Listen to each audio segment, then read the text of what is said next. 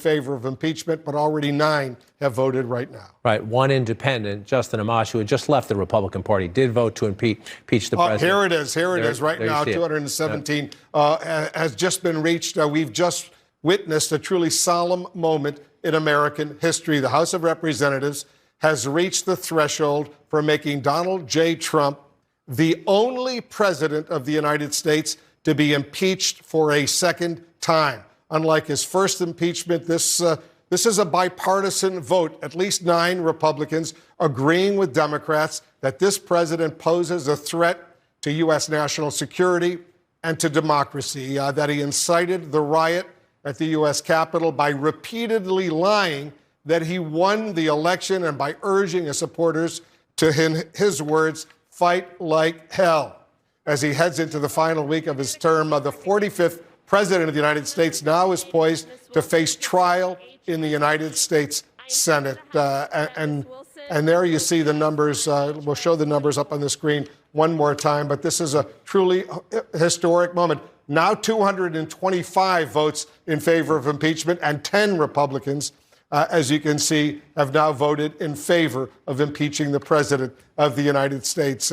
Jake, this is something that we anticipated would happen, but 10 Republicans joining the Democrats is very significant. So there you have it from Wolf Blitzer. The second it happened, Donald Trump is officially the first president ever impeached twice in the United States. He wanted to be a history maker, a record breaker, and I guess he is, although maybe not in the way he wanted. And this time it's different than the first, because the first time, if you remember, no House Republicans supported impeachment. Only one in the Senate, and that was Mitt Romney.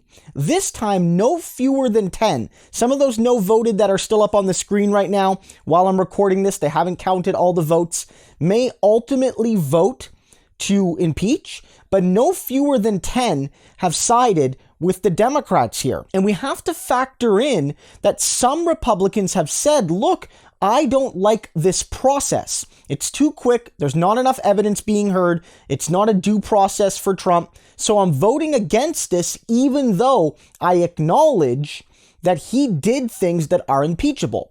So basically, some Republicans on a technicality are voting no. So if you factor those people in, as many as, let's say, 24 Republicans likely acknowledge that Trump does deserve to be impeached, at least in theory. That's significant.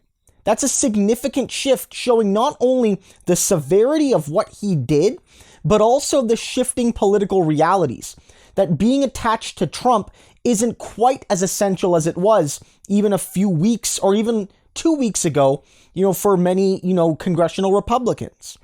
This had to happen. Look, I understand that because of how it's going to work, even if the Senate moves quickly, it's unlikely he'll be removed from office before he actually leaves office on the 20th. But this is important because a lesson has to be set.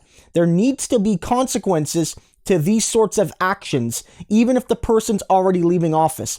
In addition to the fact that he can face additional penalties, like not being allowed to run again, if he is convicted for impeachment. So even if he is out of office, that would officially end Trump 2024. It might take away some of the perks he's gotten as president, like a lifetime pension and those sorts of things. It might seem minor, but it does set an example. This man committed crimes against his own people. He sicked his supporters on his political opponents. He even sicked his supporters on his own vice president because Pence refused to do what he was unable to do. Like, Trump basically said to his supporters, and we don't even know the full details of how much of an inside job this was with the most militant Trump supporters, to basically go to the Congress and take the lives of my enemies. That's what happened here. Now, in a court of law, that's harder to prove, but in a political court, which is what impeachment is and should be, Donald Trump is 100% guilty. He is going to go down in infamy. And if you don't think there's a chance he'll get impeached in the Senate, I don't know what to tell you, because a couple weeks ago I might have agreed. Last time only Mitt Romney voted. But I think this time Mitch McConnell and a lot of Republicans have been saying, look, He's not the political value. He's not the political juggernaut he was. Now there's a lot more downside than upside to being associated with him. And if Mitch McConnell allows people to really vote how they want, it would not surprise me. I don't know if the odds are there, but it would not surprise me that the 17, 18 or so Republicans needed to impeach him and remove him in the Senate materialize. Donald Trump needs to go.